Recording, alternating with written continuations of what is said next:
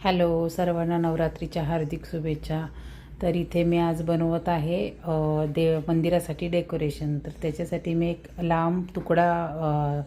लांब पुठ्ठ्याचा तुकडा घेतलेला आहे आणि त्याला गोल्डन कलरची लेस लावणार आहे. तर इथं आपण मार्गशीर्षची पूजा किंवा लक्ष्मीपूजनची पूजा आणि आपली दसऱ्याची पूजा जे काही मांडतो त्यावेळेला आपल्याला पूजा ही चौरंगावर मांडावी लागते, कारण मंदिरात एवढ्या सगळ्या पूजेला जागा नसते. म्हटलं चला आपण काहीतरी आयडिया करूया, म्हणून मी हे आपण जी चौरंगावर पूजा मांडतो ना त्याच्या मागे ठेवायला मी हे लांबड्या असं पुठ्ठ्याचं डेकोरेशन केलं आहे. तर त्याच्यासाठी मी ते गोल्डन कलरची लेस आणि ते कमळ गुलाबी कलरचे असं काही काही डेकोरेशनचं सामान काल आणलेलं. म्हटलं चला काहीतरी बघूया वेगळं, त्याने पण अजून गेटअप छान येतो पूजेला. मला पूजा करायची खूप आवड आहे आणि पूजेसाठी मंदिरासाठी काही ना काही माझं खरेदी आणि बनवायचं चालूच असतं. म्हटलं हे घरामध्ये ट्राय करूया कसं वाटते. प्रत्येक वेळेला जेव्हा मी पूजा मांडते तेव्हा त्याच्यामागे असं एखादी ओढणी किंवा असं डेकोरेटिव्ह काहीतरी कापड असं लावावं लागतं. म्हटलं चला हे परमनंट पण होईल आणि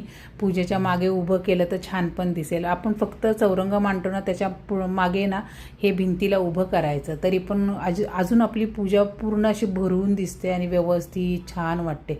हे मी कमळ पण त्याच्यासाठीच आणलेले.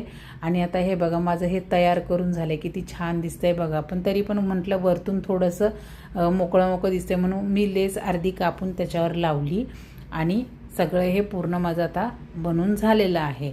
आता ही दसऱ्याची पूजा वगैरे असेल तेव्हा मी बॅकग्राऊंड असं आपल्या चौरंगाच्या मागे असा उभा करणार. कशी वाटलं माझं डेकोरेशन मला नक्की सांगा. चला बाय.